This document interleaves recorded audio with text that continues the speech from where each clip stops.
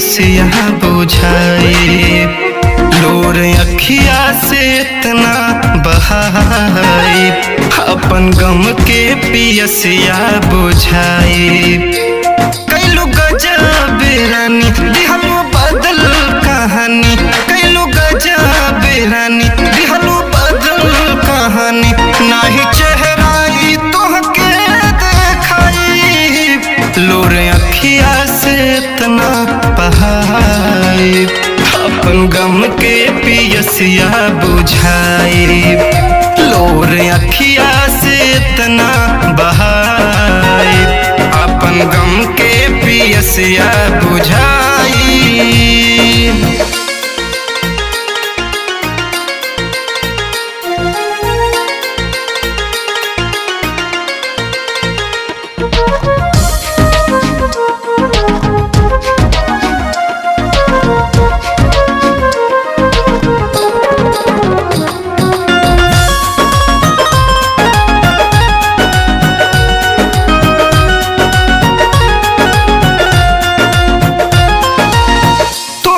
के पाके दिली सब के छोड़ी, आज हो गई नी अकेला।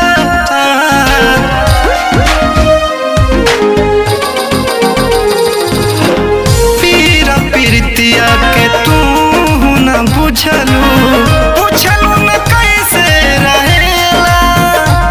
भैली पागल दीवाना ऐसन कैलू बेगाना, ई जमाना से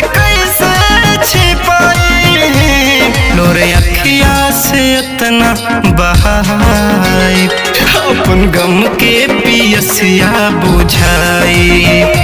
लोर अखिया से इतना बहाई अपन गम के पियसिया बुझाई।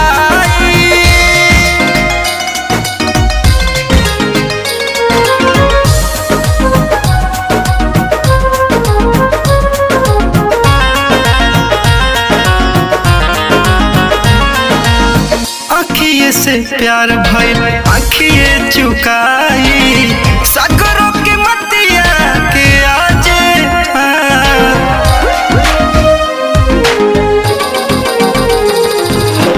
पवन सागर ना कबहू भराई। दिहलू जखमवा तू ताजे, सुमित तोहरा न बोली जइहा दूसरा के डोली। बेवफाई के लोर अखिया से इतना बहाई अपन गम के पियसिया बुझाई। लोर अखिया से इतना बहाई अपन गम के पियसिया बुझाई।